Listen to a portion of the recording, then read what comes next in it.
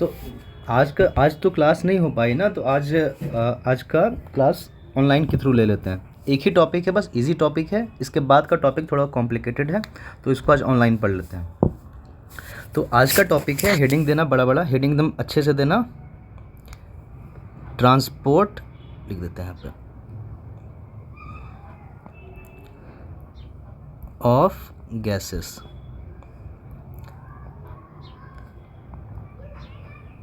थोड़ा सा राइटिंग समझ लेना, इसको ऐसे कलर चेंज करते हैं पहले, एक मिनट।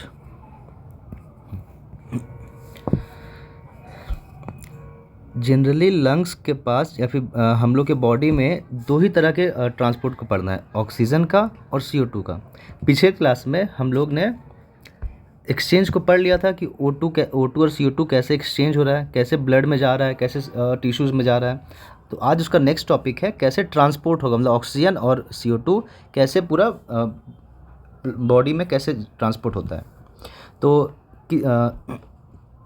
बस एक क्वेश्चन नोट करना, describe the mechanism of transport of gases. तो इसका ये आंसर है। तो किसके थ्रू ट्रांसपोर्ट होता है? तो ब्लड ही एक ऐसा मीडियम है जिसके थ्रू ऑक्सीजन और कार्बन डाइऑक्साइड का ट्रांसपोर्ट होता है। तो blood is the medium of transport of gases, that is oxygen and CO2। तो सबसे हम लोग एक एक करके पढ़ेंगे, ऑक्सीजन को पढ़ेंगे और CO2 को पढ़ेंगे एक एक करके कि ऑक्सीजन और CO2 का ट्रांसपोर्ट कैसे होता है। तो पहला टॉपिक है ट्रांसपोर्ट ऑफ ऑक्सीजन। देखो थोड़ा टॉपिक थोड़ा अच्छे से दिख नहीं रहा, इसको समझ लेना। तो पहला लिखेंगे उसमें, transport of oxygen takes place as follows. दो टाइप से ट्रांसपोर्ट होता है ऑक्सीजन का। पहला है एज डिजॉल्व स्टेट, डिजॉल्व मतलब घुला हुआ। तो पिछले क्लास में मैंने लास्ट में लिखवाया था कि CO2 की सॉल्युबिलिटी बहुत ज़्यादा होती है। पिछले क्लास में मैंने लिखवाया है CO2 की सॉल्युबिलिटी अप्रॉक्स 20 से 25 टाइम्स ज़्यादा होती है। इसीलिए ऑक्सीजन जो है ना, वो ब्लड प्लाज्मा में बहुत कम घुल पाता है। इसलिए यहाँ पे लिखा हुआ है कि ओनली 3% ऑफ ऑक्सीजन जो होता है वो डिजॉल्व हो पाता है ब्लड प्लाज्मा में। प्लाज्मा जो है ब्लड का कंपोनेंट है, उसको नेक्स्ट चैप्टर में पढ़ेंगे।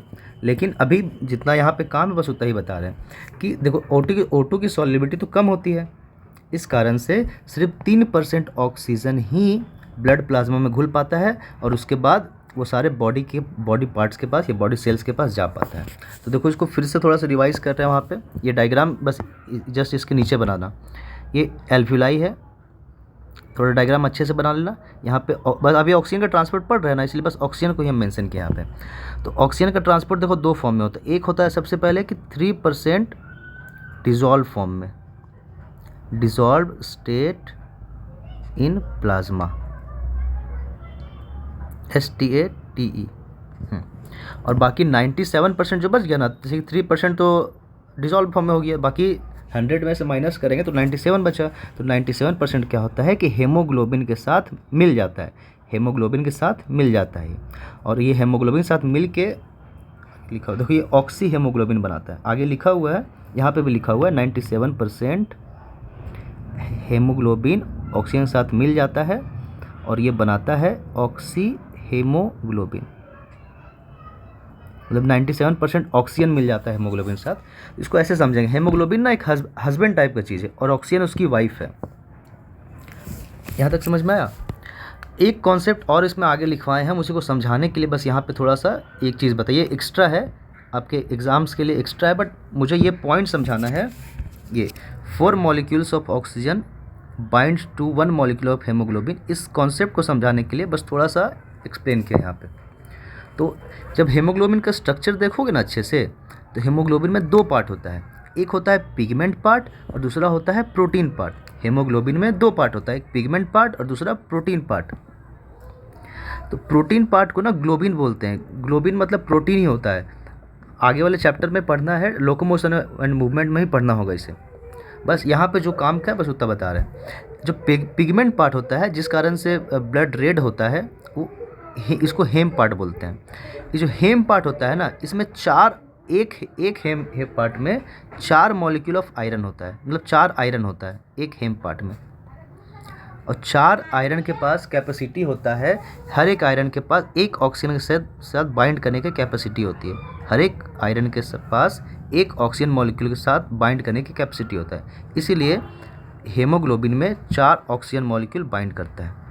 क्योंकि ये 4 प्लेस है उसका, चार प्लेस को रखने के लिए 4 जगह चाहिए ना। तो यह समझ में, हेम पार्ट में 4 आयरन होता है और चारों आयरन एक एक ऑक्सीजन के साथ बाइंड करता है, इसलिए लिखा जाता है कि 4 molecules of oxygen binds to 1 molecule of haemoglobin. यह है समझ में, बस इसी को थोड़ा समझा रहे हैं, ये जो लिखवा है ना बस उसी को समझा रहे हैं।